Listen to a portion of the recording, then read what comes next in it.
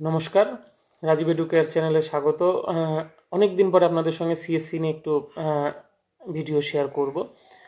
সদ্য নেটের রেজাল্ট হয়েছে, এই নেটের এবং সেটের অ্যান্সার কি দিয়েছে, কিছুদিনের মধ্যে হয়তো এই সেটেরও রেজাল্ট বেরিয়ে যাবে। আবার সিএসসির যে নিয়োগ প্রক্রিয়াটা দীর্ঘদিন ধরে চলছিল সেই করোনার সময় থেকে, সেটারও অফিসিয়ালি সমাপ্ত না হলেও প্রায় মোটামুটি সমাপ্ত হয়ে গেছে।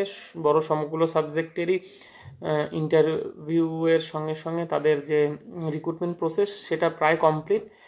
বেশ কিছু রিকমেন্ডেশনগুলো বাদ আছে এবং সেখান থেকেই যারা নতুন নেট বা সেট কোয়ালিফাই করে আছেন বা আগামীতে এর মধ্যে করবেন, তাদের মনে একটা বড় প্রশ্ন রয়েছে যে নেক্সট সিএসসি কবে হবে।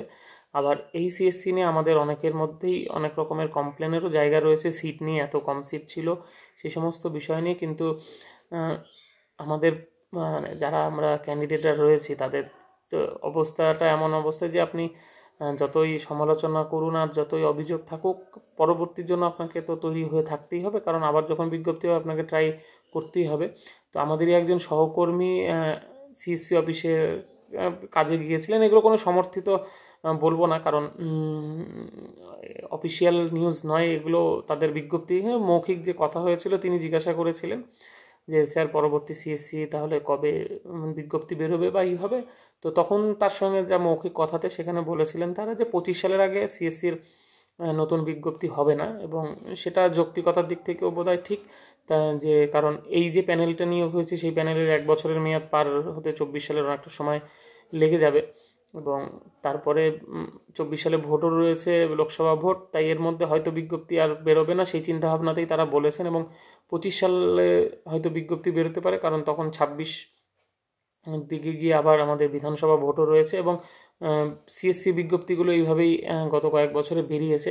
তাই তাকে সিএসসি অফিস থেকে যেভাবে বলা হয়েছিল যে 25 সাল, সেটা আপনারা কিন্তু ধরে রাখতেই পারেন যে আগামী বছরের ফেব্রুয়ারি মার্চ মাসের দিকে অ্যাপ্লিকেশন আবার শুরু হলেও হতে পারে, শুরু হওয়ার সম্ভাবনা থাকছে। এই বছরে কিন্তু এর মধ্যে আর হবে না।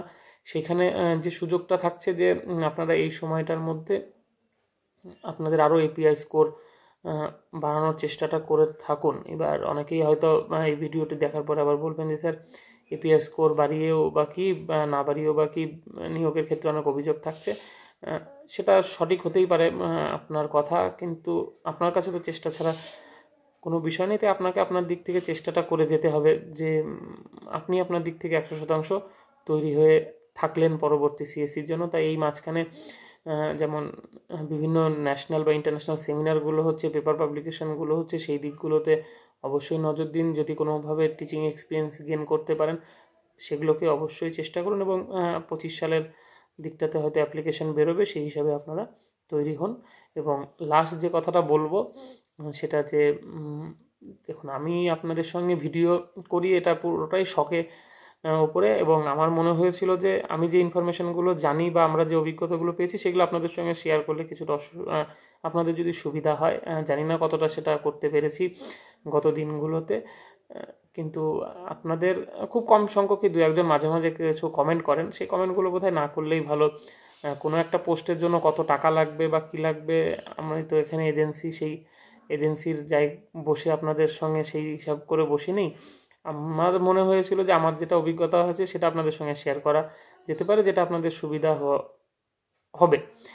সেই কারণে বোধহয় আমাদের এই চ্যানেলের ভিডিওতে আপনার কত টাকা লাগবে, কোথায় টাকা দিতে হবে, এই ধরনের কমেন্টগুলো বোধহয় না করাই ভালো। ভবিষ্যতে যারা কমেন্ট করেন এরকম বা বিভিন্ন রকম, তারা বোধহয় একটু ভেবে দেখতে পারেন যে কমেন্ট না করাই বোধহয় ভালো, কারণ সেটা এই চ্যানেলের জন্য বোধহয় ঠিক নয়। আপনারা ভাববেন এই জায়গাটাকে। সকলে ভালো থাকুন, ধন্যবাদ।